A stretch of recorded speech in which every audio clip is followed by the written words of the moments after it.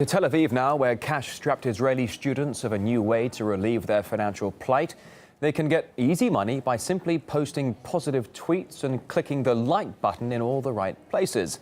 That's after authorities came up with the idea of offering youngsters salaries and even scholarships for the protection of the government's interests and fighting anti-Semitism on the web. Ironically, though, the father of the digital diplomacy program has now come under fire for posting racist comments, the very thing he was meant to be preventing. Paula Sleer takes up the story. Public opinion against Israel is at an all-time low. Recent wars with Gaza and the seemingly never-ending occupation have left the country waging a PR war. This is a very massive wave of this false propaganda and attempts to legitimize, our right to defend ourselves and even our right to live in our historic land. So we have to do everything to tell the truth. For 65 years, Israeli diplomats have struggled in their posts. In the modern world, they need all the help they can get. Enter the undergrads. The idea is to pay students to tweet pro-Israeli propaganda. Lidor Bar David has been doing it for a while, but as a volunteer. It's another way to a student to give back to society. Even in Israel, you have a bunch of people, a few people at the Foreign Affairs Ministry office who do social media for their living. So it's okay for people to getting a salary on this kind of work. The new student sales force will share a PR commission pot of nearly $1 million. And in universities across the country, they'll eventually even receive scholarships for waging Israel's digital diplomacy.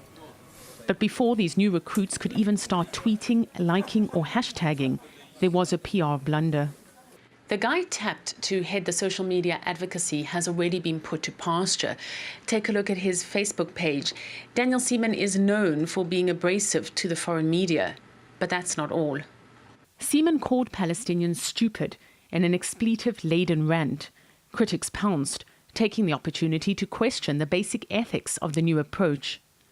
So you're basically turning a human being into a human commercial. Uri Agnon is a second-year philosophy student who says he won't be signing up. He's angry with his government trying to tell him what to think.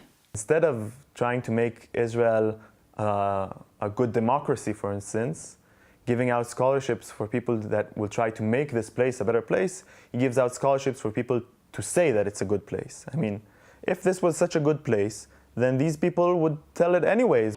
Those in opposition say there will be some major whitewashing, and using students to tweet pro-Israeli propaganda is part of that.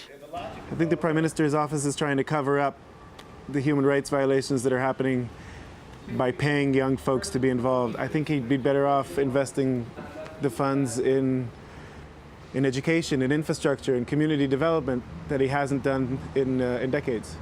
Israelis are no stranger to war, but at the online frontline, it's an unenviable battle to turn public perception of Israel from zero to zeitgeist. Paula Sleer, RT, Tel Aviv.